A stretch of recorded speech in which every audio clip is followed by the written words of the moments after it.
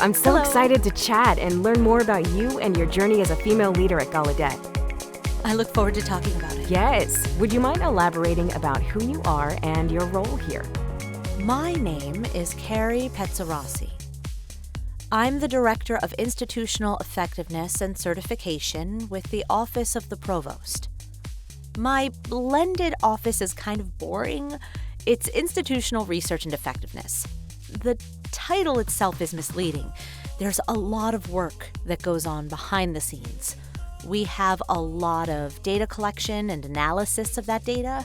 We promote data-informed decisions for enrollments, recruitments, grade analysis, faculty decisions, and all of that. We crunch those numbers and translate them into decisions for the university. Well, you might say it's boring, but it's very Thank you. important. You had a pretty cool journey here at Gallaudet, too. You started here, actually in D.C. Yes. You were born here. Yes, I was. My actual birth certificate says Washington, D.C., just like my son Nate. Ah, just like he has you. a Washington, D.C. birth certificate. You moved out of the city, lived life in various All places. over. You decided to go to college elsewhere. What made you think of Gallaudet for graduate school? I always knew about Gallaudet because of my familial background and family history, primarily through my great-aunt who first came here in 1950. I always knew about Gallaudet, and I think I wanted to go to a different university because I wanted something different from my Understandable. family. When I was 12, I decided I wanted to become a psychologist. I met my first deaf female therapist, and I was amazed. There's a person sitting there listening to stories all day. My favorite books as a child were in the first-person perspective, so I thought that was a great job. It was my dream job, and I decided I wanted to be a psychologist. I deviated a little bit to rehab counseling for the deaf. I got my master's degree as a vocational rehabilitation counselor, then I returned to my dream. I wanted to be a therapist and psychologist for the deaf and hard-of-hearing population. In my mind, I thought, where else? It had to be Gallaudet. Why that particular question? Where else? Gallaudet is where you get direct exposure and direct instruction. I'm deaf myself, and I can receive direct instruction from professors in the classroom rather than third-party entities such as interpreters and CART providers. So, being able to receive direct instruction. My first experience with direct instruction was really with Dr. Glenn Anderson. Oh, wow.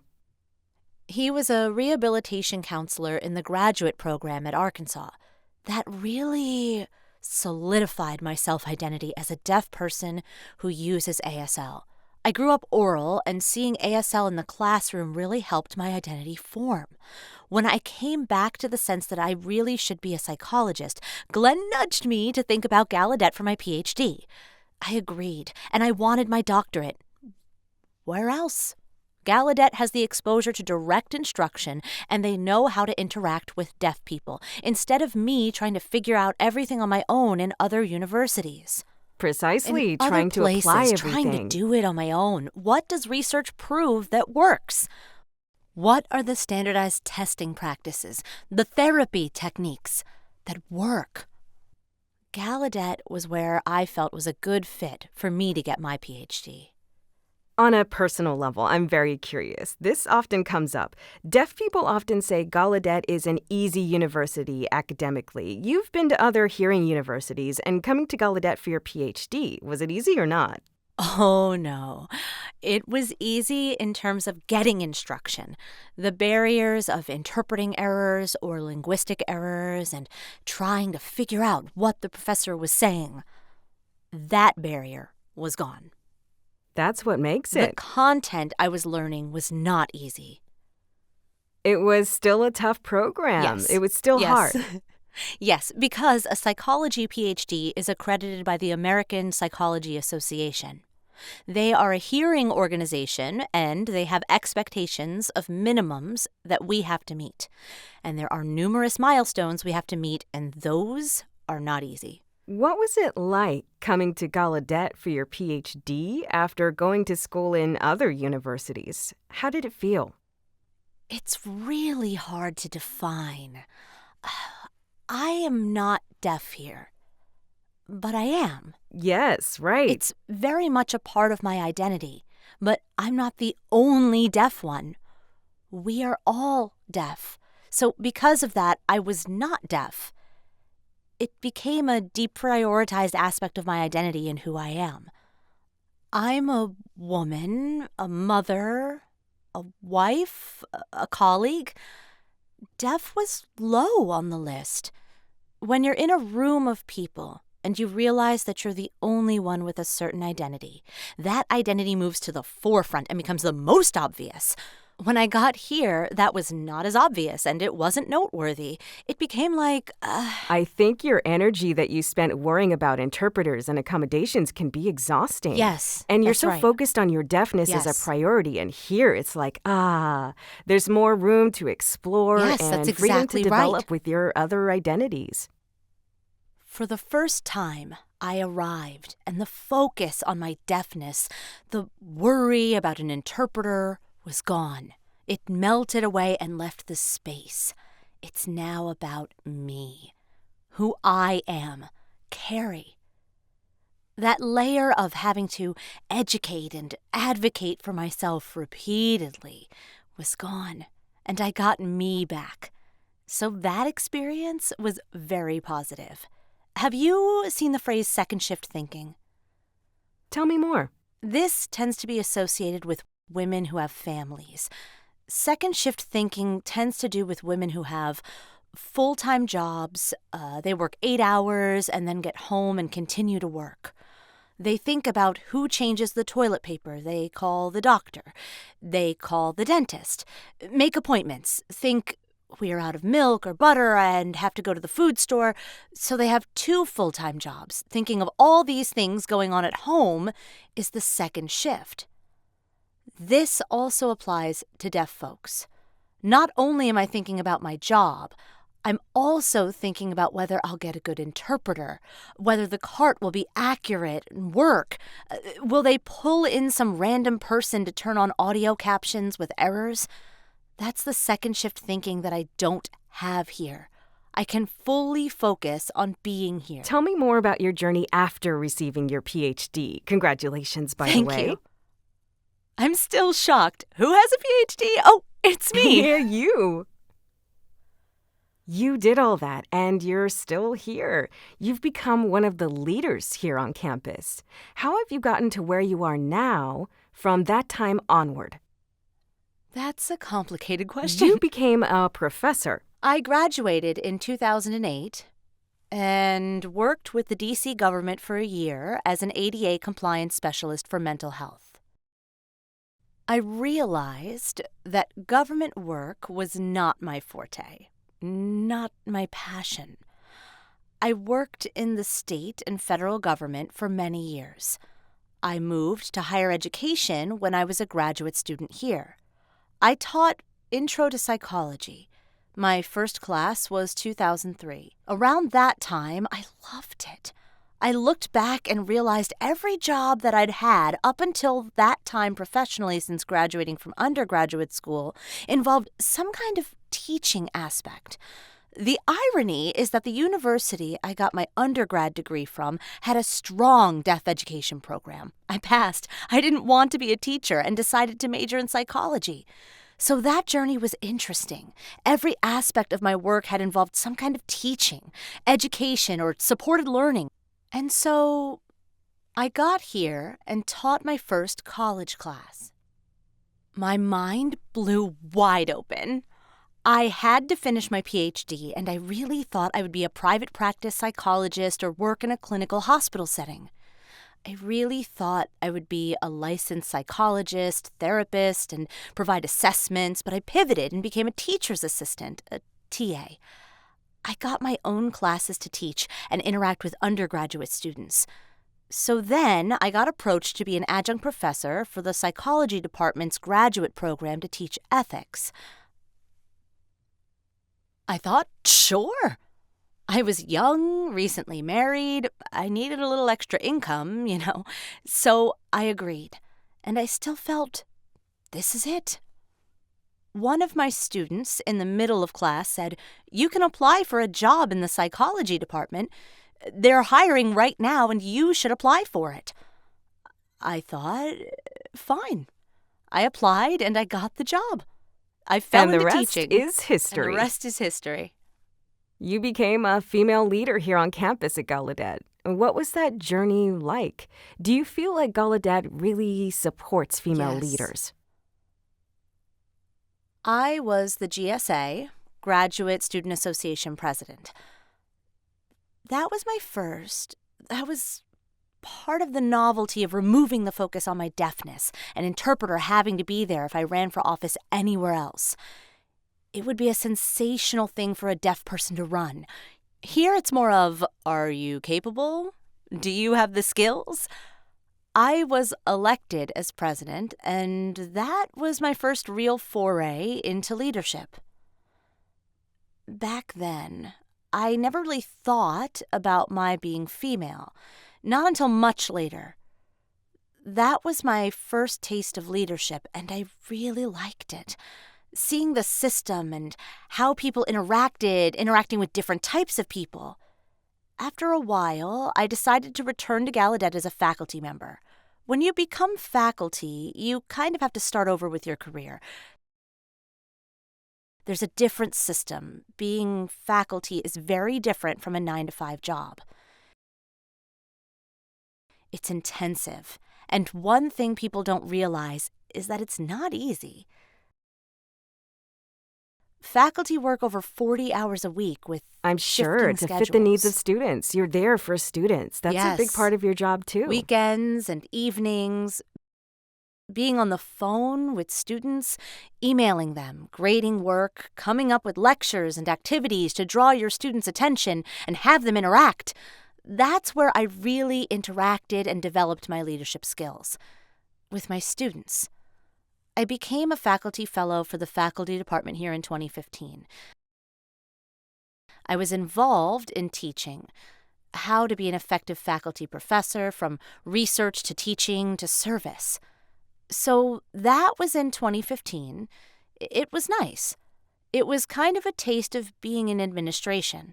Not really admin, but just a taste. Additionally, I was then voted as vice chair of our faculty governing system. Just like students have the GSA and the SBG, the faculty have the same. Staff members also have a similar system. I was vice chair, and then I really immersed myself and learned more. Time went on, and I really wanted to be an ACE fellow. We talked about this previously. Can you elaborate on ACE? Yes. American Council on Education. It's one of the United States' oldest member organizations. Gallaudet is a member of the ACE. They have a leadership program, and 80% of people who go through that program have been shown to eventually move up and become deans, provosts, and presidents. It trains people on leadership, and the intention is to grow more experienced leaders by allowing the opportunity to go and observe universities. I'm still a Gallaudet employee. You still work at Gallaudet. And I'm also sent to a different university, Wider University near Philadelphia, Pennsylvania. I've commuted back and forth for the last year. Wow. It's eye-opening. I'm literally a fly on the wall. You just observe and learn and pick things up and then bring them back to Gallaudet? I will bring them back here. I'm shadowing the president of WU. I shadow the chief of staff at WU and various other vice presidents. I see how they manage similar problems. With interpreters? All the way. How awesome. They provided them with no complaints. That's very unusual. WU has been an amazing experience. They are welcoming and open, and they've provided me with 2 designated interpreters for my entire workday there. They sit in the room with me. Dr. Woolman, my WU's president, is very matter of fact. They will say, "This is Caroline Pezzarossi. She is here to observe me, and she works with 2 interpreters. Move on." There's none of that fluff. None. Treat her as if she's a part of this group. Oh, that was great. As time has gone by, the journey has been very indirect. Right, but the experiences you accumulated have led you to where you are now. You mentioned before you didn't realize that it was a big deal to be a female leader in the past until later. When did you realize that, it was actually a big deal? There was no big light bulb moment for me. It was one of those gradual processes of thinking, where are the women? Gallaudet has a strong female leadership. I think that's because of who our president is, and by nature, they support and encourage female leadership. Out there, I look around and wonder where the females are. Where are the deaf females? Really thinking about it and analyzing the United States higher education institution, how many university presidents are people who sign? Just 2. One of them is ours here at Gallaudet. A huge part of you being able to stay at Gallaudet and keep the Gallaudet experience possible is keeping Gallaudet's accreditation. Yes. I don't think people realize what accreditation includes. What is it? How long do we have? We have about a year to talk about it. It's not a one-time process. It's a continuous process. Accreditation has 2 different categories. We have program accreditations, such as the American Psychologists Association, APA, the College for the CSWS, the AEP, business, etc.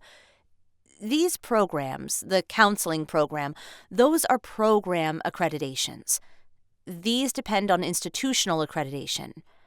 Our university accreditation is MSCHE, the Middle States Commission of Higher Education.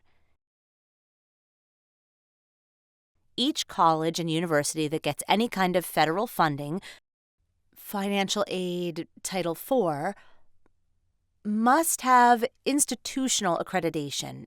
Ours is in the Middle States. That's a long list. Yes, it's a lot of criteria, and it's constantly a work in progress. Analyzing whether we're doing the best we can, whether we're teaching what we're supposed to be, whether we're meeting the minimum expectations of what a person who graduates with a college degree should have, whether we're doing our due diligence and our best. Accreditation is not really an 8-year checklist that we can slack on until it's time for the next checklist. It's a constant process. We are now expecting a state visit in the spring of 2023. That's really important work because honestly, if Gallaudet isn't accredited, then it will be lost? shut down. Oh, shut down. They cannot continue operations without No. accreditation. They can't. You're keeping Gallaudet alive. We are, not just me. Right, your team is keeping it alive. It's all of us. We all must continue to keep Gallaudet alive. I just happen to be the person who has the list and makes sure everyone is aware of what needs to be done. But we all do the work together. If we don't, then it will be shut down. It's not just that Gallaudet is an institute of higher education. We are, of course, a private 4-year college. We provide BA, MA, PhD degrees. We are that, but we are also the cultural center of the American deaf. This is where the American deaf sees themselves, where they have others who are like them. We often have research identifying new discoveries here at Gallaudet. Where else? If Gallaudet is gone, what will we do? How and where do you find a home base? This is the place people think of when they think of a college or a university or a place where you can get help. This is a great resource. This is where we make all of the important discoveries in teaching, in research, and in service. It's home for many Yes. things. Not just living experience, but like you said, resources, programs. This is the It is. epicenter. This is where everything lives. Yeah. So my identity as a woman, I think I've always been a strong woman. I've always known I am female, I'm a woman. I have experienced sexism. It really sucks. When you see sexism, you know it. That's sexist. People can deny it, but it is. So those experiences with sexism are difficult. Difficult. Yeah. It's tough. What do you do with that? Should I stay angry? Or move Do forward. something with it? Take it in and own it? So, I have been a strong female in leadership, and the expectation that I should behave like men is wrong. No, be your own person. Yes. So, the expectation of me, or even the opposite, I have to be warm, fuzzy, Open, smile more, emotional. hug people, or be tender. No. There's so many Why? contradictions. You can't be one type of person. You have to be yourself. And I think that the societal expectations of how a person should behave based on their appearance is really Wrong. harmful. Wrong. It's harmful. Yes. I agree. Beautiful. Thank you for making it so easy. That's my job. You did a beautiful job.